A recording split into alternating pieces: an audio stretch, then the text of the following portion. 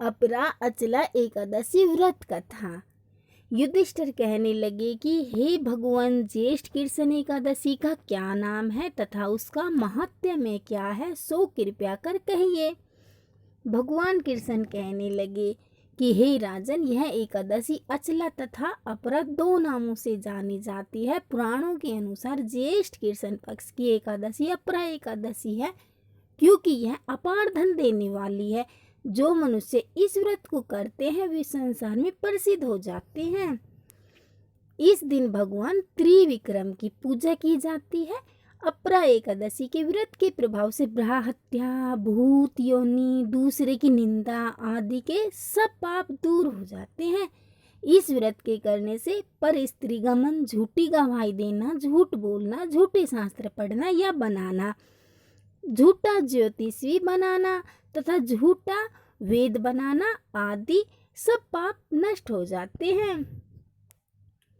जो क्षत्रिय युद्ध से भाग जाएं वे नरकगामी होते हैं, परंतु अपरा एकादशी का व्रत करने से वे भी स्वर्ग को प्राप्त होते हैं। जो शिष्य गुरु से शिक्षा ग्रहण करते हैं फिर उनकी निंदा करते हैं वे अवश्य नरक में पड़ते हैं, मगर अपरा एकादशी का व्रत करने से वे भी इस पाप से मुक्त हो जाते हैं।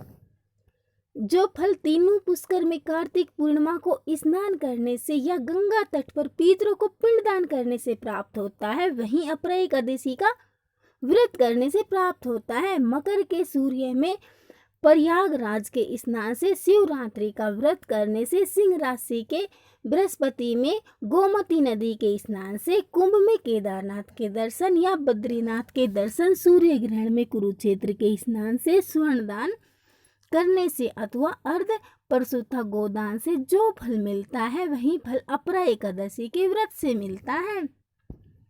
यह व्रत पाप रूपी वृक्ष को काटने के लिए, कुल्हाड़ी के पाप रूपी ईंधन को जलाने के लिए, अग्नि पाप रूपी अंधकार को मिटाने के लिए, सूर्य के समान मृगों को मारने के लिए सिंह के समान है। अतः मनुष्य को पापों से डरते हुए इस व्रत को अवश्य करना चाहिए। अपरा एकादशी का व्रत तथा भगवान का पूजन करने से मनुष्य सब पापों से छूटकर विष्णु लोक को जाता है। इसकी प्रचलित कथा के अनुसार प्राचीन काल में महिध्वज नामक एक धर्मात्मा राजा था। उसका छोटा भाई वृषध्वज बड़ा ही क्रूर, अधर्मी तथा अन्यायी था। वह अपने बड़े भाई से द्वेष रखता था। उस पापी ने एक दिन रात्रि में अपने बड़े भाई की हत्या करके उसकी देह को एक जंगली पीपल के नीचे गाड़ दिया। इस अकाल मृत्यु से राजा प्रेत आत्मा के रूप में उसी पीपल पर रहने लगा और अनेक उत्पात करने लगा। एक दिन अचानक धूम्य नामक ऋषि उधर से गुजरे। उन्होंने प्रेत को देखा और तपोबल से उसके अतीत को जान लिया। अपने तपोबल से प्रेत उत्पात का कारण समझा। ऋषि ने प्रसन्न होकर उस प्रेत को पीपल के पेड़ से उतारा तथा परलोक विद्या का उपदेश दिया। दयालु ऋषि ने राजा की प्रेत योनि से मुक्ति के लिए स्वयं ही अपरा अचला एकादशी का व्रत किया और उसे अगति से छुड़ाने को उसका पुण्य प्रेत को अर्पित कर दिया।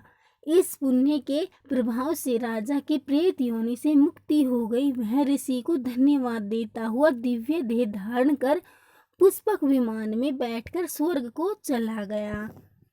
हे राजन, यह अपरा एकादशी की कथा मैंने लोकहित के लिए कही है। इसे पढ़ने अथवा सुनने से मनुष्य सब पापों से छूट जाता है। तो बोलो श्री विष्णु भगवान की जय।